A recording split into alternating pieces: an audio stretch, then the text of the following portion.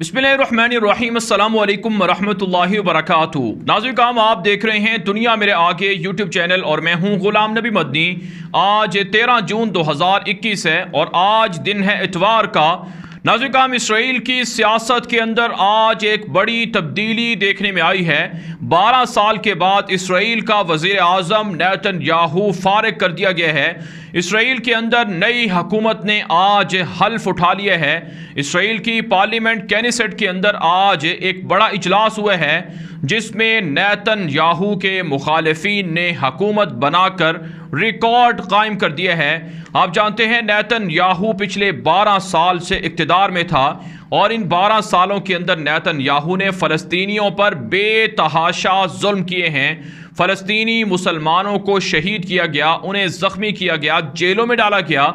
यहाँ तक के नाज़रीन काम हज़ारों फ़लस्तीनी मुसलमानों के घर गिराकर यहूदियों के घर बना दिए गए, मुसलमानों की ज़मीनों पर कब्ज़ा कर लिया गया, किसानों के बागात को तबाह कर दिया गया, मुसलमानों की मुक़द्दस जो शायर थी उन्हें तब्दील किया गया, मुक़द्दस अलामतों को नुकसान पहुँचाया गया, मस्जिद अक़सा के अंदर जुल्म और बर्बरियत की इंतहा की गई, गज़ा पर कई बार नेतन्याहू के दौर में जंग मुसल्लत की गई। तो आज नेतन्याहू जो इसराइल का ज़ालिम तरीन वज़ीर आज़म था उसका इक़्तिदार ख़त्म हो चुका है।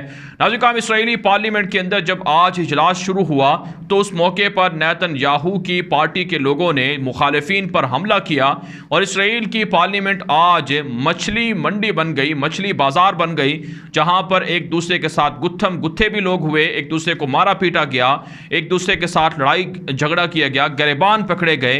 तो इसराइल की सियासत के अंदर आज एक स्याह तरीन दौर था जो नेतन्याहू का था वो ख़त्म हो गया और जो मुखालिफिन हैं वो कहते हैं कि एक नए दौर का आगाज़ होने वाला है। ये नया दौर इसराइल के लिए बड़ा तब्दील करने वाला दौर होगा।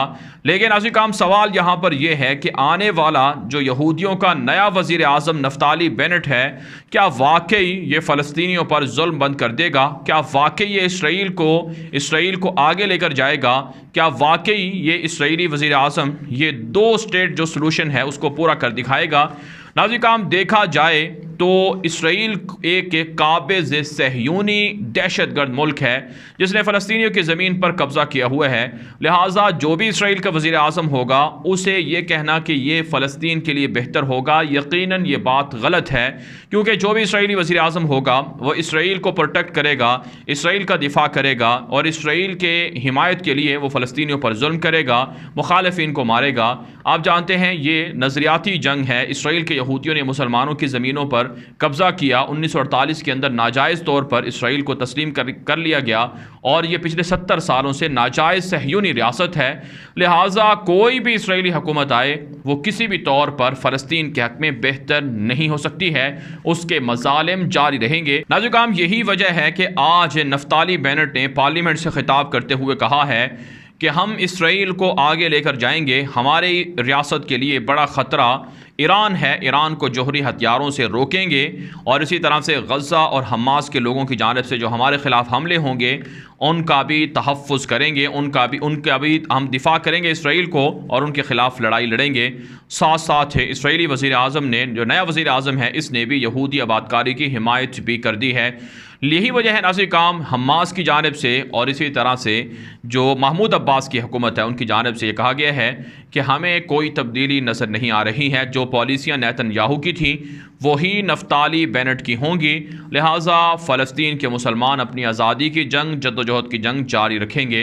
नाज़रीन काम हकीकत ये है कि नफ्ताली बेनेट की जो हुकूमत आई है, जो नया वज़ीर आज़म आया है, ये 8 जमातों पर मुश्तमिल एक इत्तेहादी हुकूमत है जिसमें 2 साल के लिए नफ्ताली बेनेट ये हुक्मरान बना है। इसके बाद यायर लेपिड होंगे जो आने वाले 2 सालों के लिए वज़ीर आज़म बनेंगे और इन 8 जमातों में एक अरब जमात भी है जो अरब जमातों का मजमूआ है, उनके पास भी 4 सीटें हैं और उनके पास भी वजारत दी गई है और उनको ओहदे भी दिए गए हैं। लेकिन बहरहाल नाज़रीन काम ये मखलूत हुकूमत है, इसलिए माहिरीन ये बात कहते हैं कि मखलूत हुकूमत के अंदर मसाइल ज़्यादा होते हैं, लिहाजा ये हुकूमत मसाइल के अंदर घिरी रहेगी, उस तरह से नहीं चल पाएगी जिस तरह से एक तने तनहा हुकूमत चला करती है। और नेतन्याहू भी आज अपनी पार्लियामेंट के अंदर तकरीर में कह चुके हैं कि वो नई हुकूमत को गिराएंगे। ये नई हुकूमत इसराइल के लिए नुकसानदेह है, इसराइल की तबाही का सबब बनेगी और ईरान के ख़तरात से नहीं रोकेगी।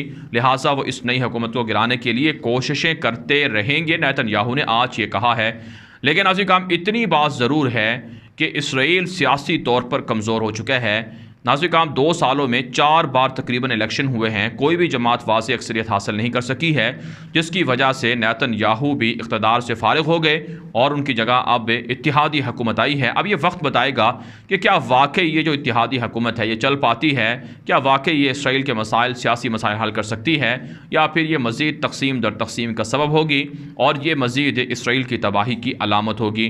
लेकिन इतनी बात ज़रूर है नाज़रीन कि अगर नफ्ताली बेनेट ने, जिस तरह से वो कट्टर किस्म के यहूदी हैं, अगर उन्होंने मस्जिद अक्सा को गिराने की साजिश की, मुसलमानों पर हमले किए, यहूदी आबादकारी की, तो इन्हें भी बहुत ज़्यादा नुकसान का सामना करना पड़ेगा और ये भी किस्सा पारीना बनेंगे और ये भी ज़ालिम तरीन नेतन्याहू की तरह इबरत का मकाम बन जाएंगे। नाज़रीन, यहाँ पर आपको ये जानकर हैरानगी होगी कि नेतन्याहू ने डील ऑफ सेंचुरी शुरू की और इसी तरह से बहुत से मुतनासिब इक़दामात शुरू किए। आज उसके सारे मुतनासिब इक़दामात ख़त्म होकर रह गए हैं। यहाँ तक कि माहिरीन कहते हैं कि जो 12 साल की मेहनत थी नेतन्याहू की, वो ज़ाया होकर रह गई है, उनके ख्वाब अधूरे रह गए हैं। नेतन्याहू करप्शन के मुकदमात में अब जेल भी जा सकते हैं, सज़ा का सामना भी कर सकते हैं। ये मेरे अल्लाह का वादा है कि ज़ालिमों का अंजाम हमेशा इबरतनाक होता है, मज़लूमों को एक न एक दिन ज़रूर इंसाफ मिलकर रहता है। नाज़रीन, अब बात कर लेते हैं फ़लस्तीन के ख़िलाफ़ इसराइल की यहूदी हुकूमत की जानिब से और इसराइल के सहयूनियों की जानिब से जो एक नई जंग का ऐलान किया गया है। इस हवाले से नाज़रीन, जो इसराइल का मीडिया और फ़लस्तीन का मीडिया जो ख़बरें दे रहा है कि आने वाले 2 रोज़ के दौरान इसराइल के सहयूनी और इसराइल के यहूदी फ्लैग मार्च करेंगे, झंडे उठाकर बैतुल मुक़द्दस का चक्कर लगाएंगे, मस्जिद अक्सा का चक्कर लगाएंगे, यहाँ तक कि मस्जिद अक्सा के अंदर भी झंडे लहराए जाएंगे। इससे ये जो मार्च था ये जुमेरात को होना था, लेकिन इसे कैंसिल कर दिया गया। लेकिन अब ख़बर सामने आ रही है कि फ़लस्तीन के ख़िलाफ़ इसराइल के यहूदियों को झंडे के उठाकर मार्च करने की इजाज़त इसराइली पुलिस ने दे दी है। लिहाजा मंगल को ये इजलास होने जा रहा, ये मार्च होने जा रहा है और इस मार्च से यहूदी झंडे लहरा कर सामने आएंगे और मुसलमानों को एक तरह से चिढ़ाएंगे, मुसलमानों को ये ताने देंगे कि हम तुम्हारी ज़मीनों पर फ़लस्तीन के बजाय इसराइल के झंडे गाड़ रहे हैं, लिहाजा तुम हमारा कुछ कर सकते हो तो करके दिखा दो। नाज़रीन, सूरत हाल ये है कि इस फ्लैग मार्च के ख़िलाफ़ जो फ़लस्तीन के मुसलमान हैं वो इंतहाई पुरजोश हो चुके हैं, उनके अंदर गम और गुस्सा बढ़ चुका है और वो लड़ने के लिए तैयार हो चुके हैं।